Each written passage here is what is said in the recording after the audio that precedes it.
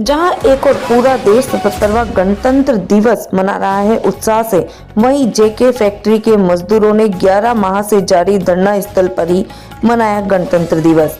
कोटा में जहां एक और पूरा देश और कोटा शहर 77वां गणतंत्र दिवस बड़े हर्ष और उल्लास और देशभक्ति के माहौल में मना रहा है, वहीं दूसरी ओर जेके फैक्ट्री के मजदूरों ने अपने 11 माह से जारी धरना स्थल पर ही गणतंत्र दिवस मनाया।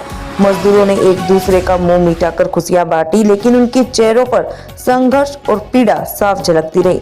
मजदूरों ने कहा कि वे बीते 11 महीनों से शांतिपूर्ण और धैर्य पूर्वक आंदोलन कर रहे हैं, लेकिन अब तक उनकी मांगों पर कोई ठोस समाधान नहीं निकला। गणतंत्र दिवस जैसे राष्ट्रीय पर्व पर भी जब उनकी आवाज अनसुनी रही तो मजदूरों का धैर्य जवाब देने लगा।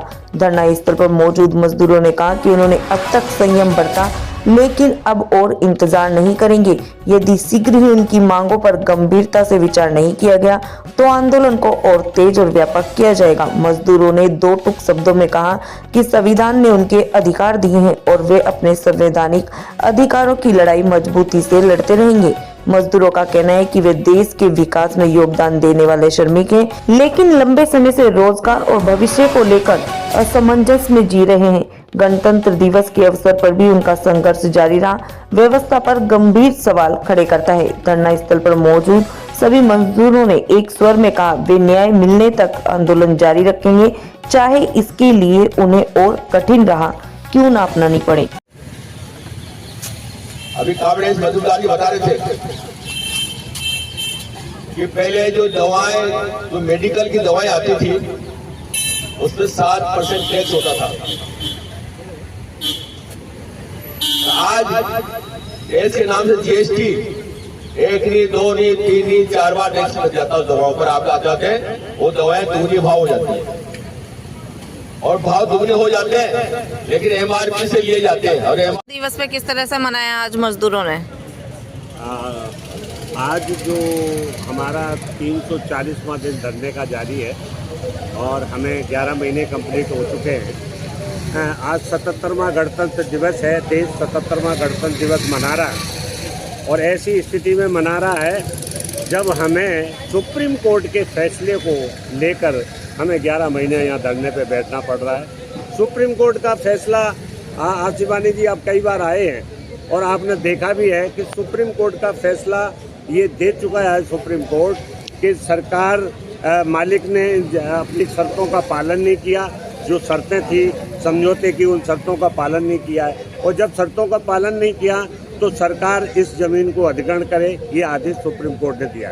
और जब सरकार ज़मीन को अधिग्रहण करे और ज़मीन को अधिग्रहण के बाद वो सरकार मजदूरों को पैसा दे। सरकार के पास हम जब भी जाते हैं, कलेक्टर साहब के पास जाते हैं, हम जाते हैं केडीए के पास, वहाँ आयुक्त के पास, तो ये जवाब देते हैं कि आपका हाई कोर्ट में फैसला चल रहा है, हाई कोर्ट में केस चल रहा है। जबकि हाई कोर्ट से हमको कोई लेना देना नहीं है, सिर्फ वो तारीख दे रहे हैं। सुप्रीम कोर्ट से बड़ा कोई भी कोर्ट हिंदुस्तान में नहीं है। गणतंत्र दिवस के पर्व पर और 11वें महीने के धरने पे जो बैठे मजदूर और जो महिलाएं, विधवा हैं, उनके बाद में ये कहना चाहता हूँ कि सरकार इसको जल्दी सुने और इस बात को लागू करे, मजदूरों को पैसा दे।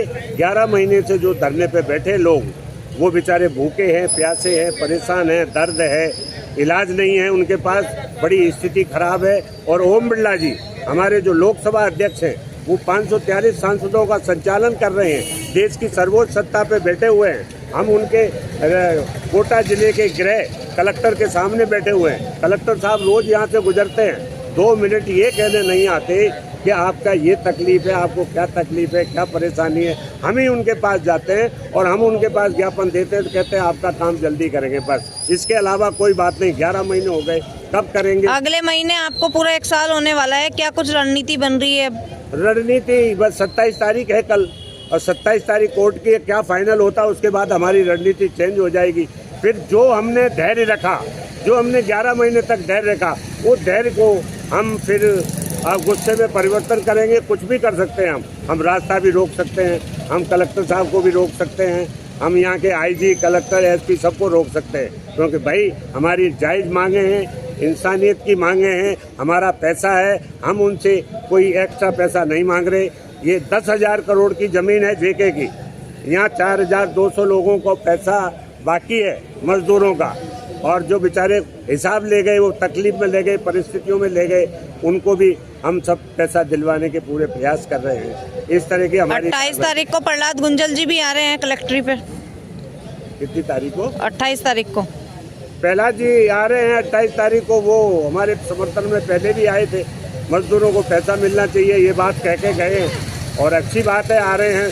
तो ये जो सरकार है, हम तो बड़ा शर्म की बात है, गणतंत्र दिवस है, 1950 को संविधान लागू हुआ था 26 जनवरी को देश का, और हम यहाँ 11 महीने से बैठे हैं सुप्रीम कोर्ट की हाथ को लगाए हुए, वो आज दिन तक हो नहीं रहा। इस तरह की स्थिति बनी हुई है। अरे ओम बिरला जी, आप थोड़ा सा मनन करें, अध्ययन करें, इन गरीबों पे निगाह रखें कि इनका विचारों का कोई काम करो।